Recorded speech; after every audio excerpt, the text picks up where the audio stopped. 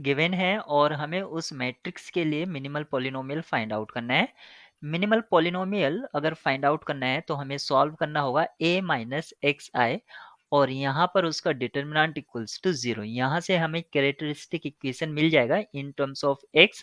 अगर आपको लैम्डा के टर्म्स में चाहिए तो a minus lambda I determinant of this one equals to 0 put करिए। यहाँ से अगर मैं a minus lambda I matrix का डिटर्मिनेंट निकालता हूँ तो वो इक्वल होगा x 6 minus x with in square bracket 3 minus x का whole square minus 9 equals to 0 और इसको मैं सिंप्लीफाई करके लिख सकता हूँ 6 minus x x into x minus six equals to 0।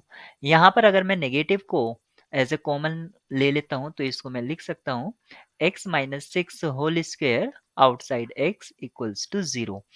तो यहाँ पर मिनिमल पॉलिनोमियल की जो पॉसिबिलिटीज हैं वो क्या है x x माइनस सिक्स और x x माइनस सिक्स का होल स्क्वायर। ये दो ही पॉसिबिलिटी क्यों है? क्योंकि मिनिमल पॉलिनोमियल और कैरेक्टरिस्टिक इक्वेशन के रूट्स सेम होते हैं।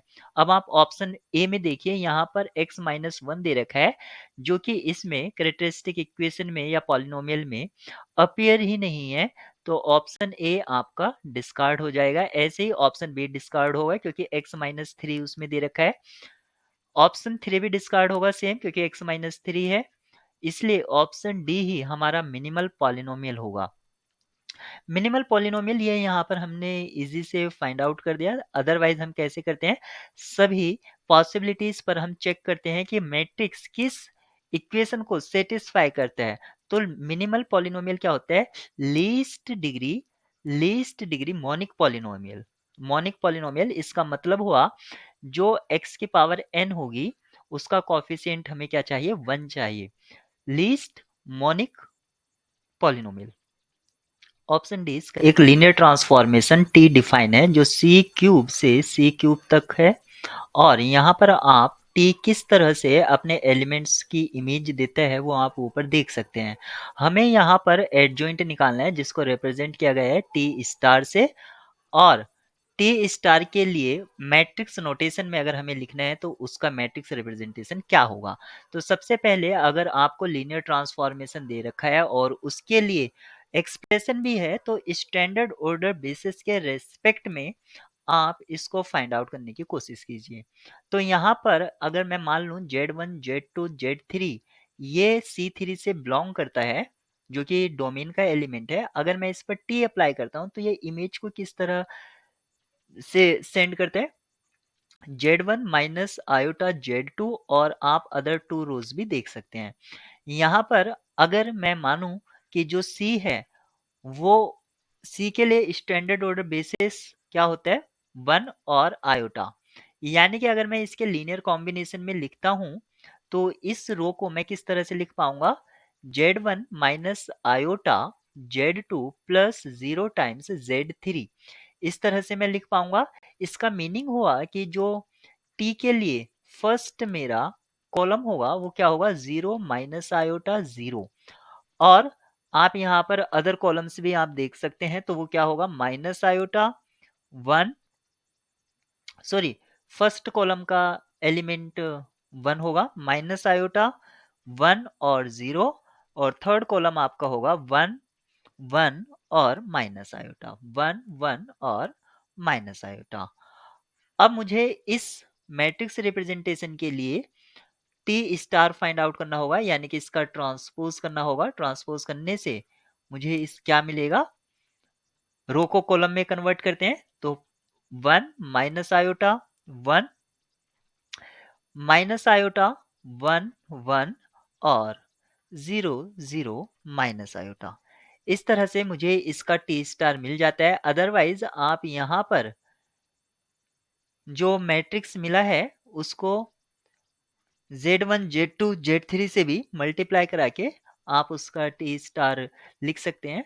यहाँ पर Z1 से मल्टीप्लाई कराइए, Z2 से, Z3 से, तो ये आपको Z1 Z2 Z3 के लीनियर कॉम्बिनेशन की हेल्प से मिलेगा। यहाँ पर आप देख सकते हैं जो फर्स्ट कॉलम है, फर्स्ट कॉलम में क्या है? 1 माइनस आयोटा 1। अब आप यहाँ पर जो मैट्रिक्स गिवन है फर्स्ट में 1 आयोटा सॉरी माइनस आयोटा 1 नहीं है, ऑप्शन ए नहीं होगा, ऑप्शन बी नहीं होगा, 1 माइनस आयोटा 1 ऑप्शन सी में है तो ये करेक्ट हो जाएगा। ऑप्शन डी भी इसी तरह रोंग होगा। पर एक लीनियर ट्रांसफॉर्मेशन टी डिफाइन है जो R4 से R4 पर डिफाइन है, और डिफाइनिंग फॉर्मूला आप यहाँ पर देख सकते हैं। हमें डायमेंशन बतानी है आइगन स्पेस ऑफ टी की, यानी कि करस्पॉन्डिंग आइगन वैल्यूज के जो करस्पॉन्डिंग लीनियरली इंडिपेंडेंट वेक्टर्स होंगे उनकी डायमेंशन बतानी है। तो डायमेंशन का मतलब होगा हमें linearly independent eigen vectors plus spanning eigen vectors होने चाहिए, तभी हम डायमेंशन को फाइंड आउट कर सकते हैं। तो यहाँ पर टी के लिए अगर मैं स्टैंडर्ड ऑर्डर बेसिस के रेस्पेक्ट में अगर मैट्रिक्स रिप्रेजेंटेशन लिखूं तो वो क्या होगा, आप इसी को यहाँ पर first row, second row, third row और फोर्थ रो को रो वाइज लिख दीजिए, क्योंकि ये लीनियर कॉम्बिनेशन बन जाएगा। आप सभी जानते हैं किस तरह से लिखा जाता है, ज़्यादा एक्सप्लेनेशन की इसमें ज़रूरत नहीं है। तो 1105, 1201, थर्ड कॉलम थर्ड रो होगी 00, -12 और लास्ट रो होगी 5120। इस तरह से मैंने इसके लिए मैट्रिक्स रिप्रेजेंटेशन लिखा, जिसको मैं टी बीटा भी कॉल कर सकता हूँ। और आप यहाँ पर देखिए ये प्रिंसिपल डायगोनल, और प्रिंसिपल डायगोनल के ऊपर और नीचे सेम एलिमेंट्स हैं, यानी कि ये एक सिमेट्रिक मैट्रिक्स हो गया है। और आप ये भी कह सकते हैं कि ये रियल हर्मिशियन मैट्रिक्स है। रियल हर्मिशियन मैट्रिक्स है, इसकी सारी की सारी आइगन वैल्यूज रियल होंगी। और हम ये भी जानते हैं कि ये सिमेट्रिक मैट्रिक्स है, इसलिए ये डायगोनलाइजेबल होगा, क्योंकि सभी सिमेट्रिक मैट्रिक्स डायगोनलाइजेबल होंगे।